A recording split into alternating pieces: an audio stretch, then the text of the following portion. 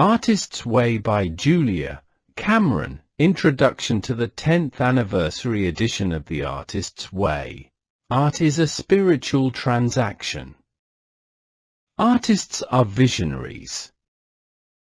We routinely perform a faith, seeing clearly and moving toward a creative goal that shimmers in the distance, often visible to us, but invisible to those around us.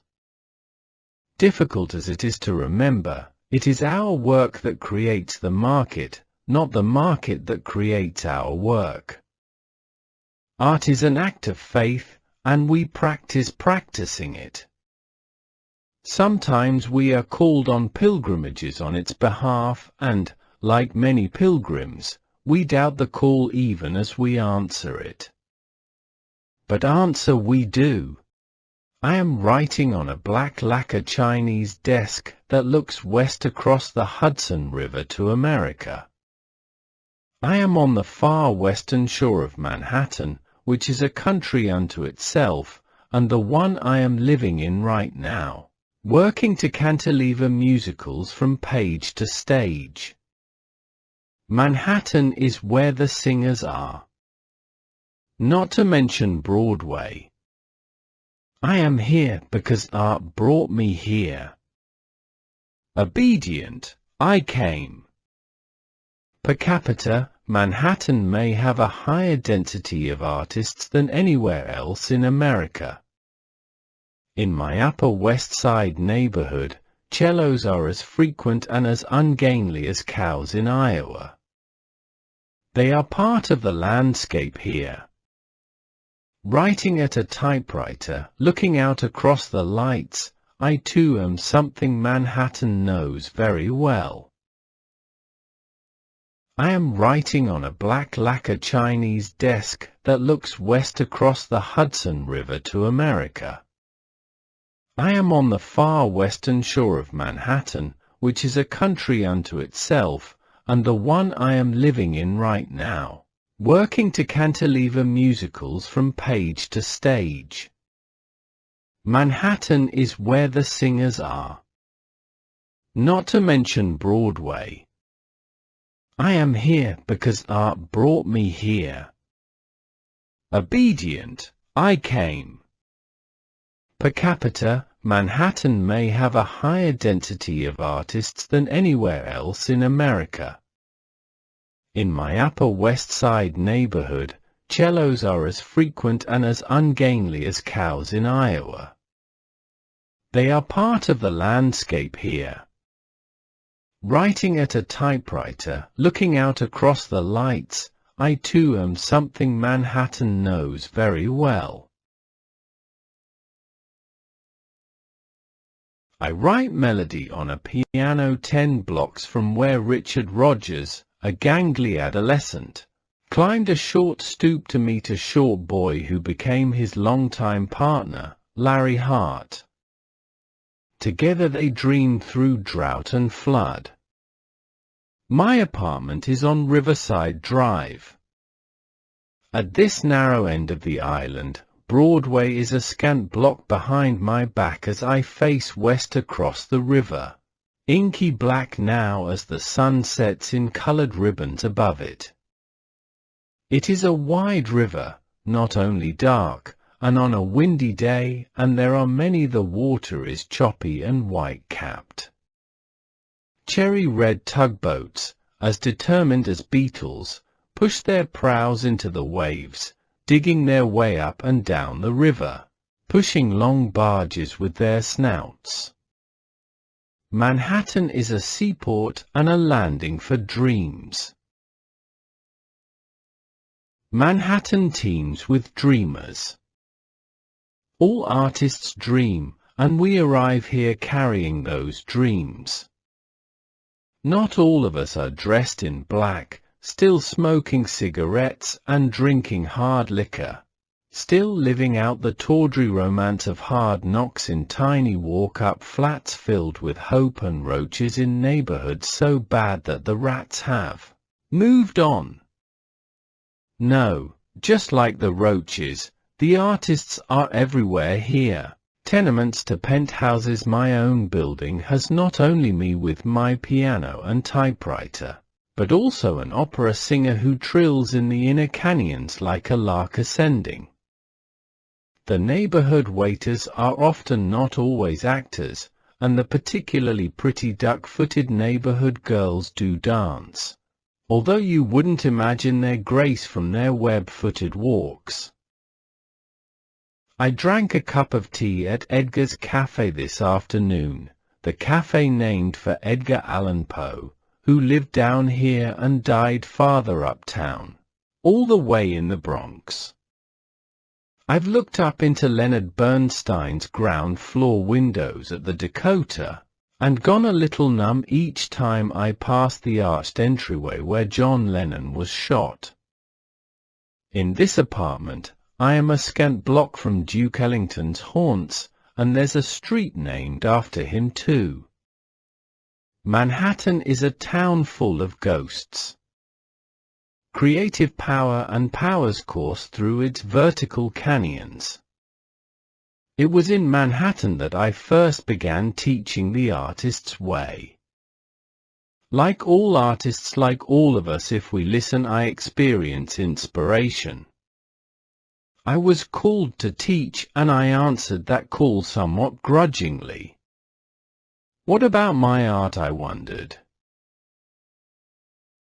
I had not yet learned that we do tend to practice what we preach, that in unblocking others I would unblock myself, and that, like all artists, I would thrive more easily with some companionship, with kindred souls making kindred leaps of faith. Called to teach, I could not imagine the good teaching would bring to me and, through me, to others. In 1978, I began teaching artists how to unblock and get back on their feet after a creative injury. I shared with them the tools I had learned through my own creative practice. I kept it all as easy and gentle as I could.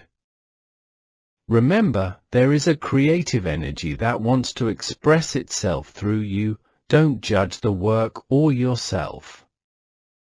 You can sort it out later, let God work through you, I told them. My tools were simple and my students were few. Both tools and number of students grew steadily and hugely for the next 10 years. At the beginning and, for the most part, always, my students were chiefly blocked or injured artists, painters, poets, potters, writers, filmmakers, actors, and those who simply wished to be anything more creative in their personal lives or in any of the arts. I kept things simple because they really were. Creativity is like crabgrass, it springs back with the simplest bit of care. I taught people how to bring their creative spirit the simple nutrients and nurturants they needed to keep it fed. People responded by making books, films, paintings, photographs, and much, much more. Word of mouth spread and my classes were easy to fill. In the meanwhile, I kept making my own art. I wrote plays. I wrote novels and movies. I did feature films, TV, and short stories. I wrote poetry, then performance art. From doing this work, I learned more creative tools, wrote more teaching essays, and, at the urging of my friend Mark Bryan, I got the essays assembled into teaching notes and then into a proper book. Mark and I stood elbow to elbow, printing and assembling the simple book that I could send out to people needing help. I taught people how to bring their creative spirit the simple nutrients and nurturants they needed to keep it fed. People responded by making books, films, paintings, photographs, and much, much more. Word of mouth spread and my classes were easy to fill. In the meanwhile, I kept making my own art. I wrote plays. I wrote novels and movies. I did feature films, TV, and short stories. I wrote poetry, then performance art. From doing this work, I learned more creative tools, wrote more teaching essays, and, at the urging of my friend Mark Bryan, I got the essays assembled into teaching notes and then into a proper book. Mark and I stood elbow to elbow, printing and assembling the simple book that I could send out to people needing help. I decided to call it The Artist's Way. It explained and explored creativity as a spiritual issue. I began to witness my own miracles. I often traveled to teach, and at book signings and public venues people began to hand me CDs, books, videos, and letters conveying this thought: I used your tools and made this, thank you so much.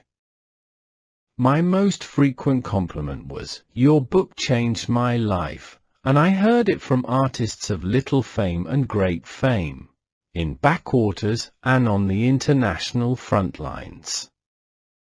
Using the tools, painters went from being blocked to winning large, juried exhibitions. Writers went from not writing to winning Emmy and Grammy Awards for their work. I found myself humbled by the power of God, the great Creator, to restore strength, vitality, and inspiration to individual creative paths, diverse and divergent.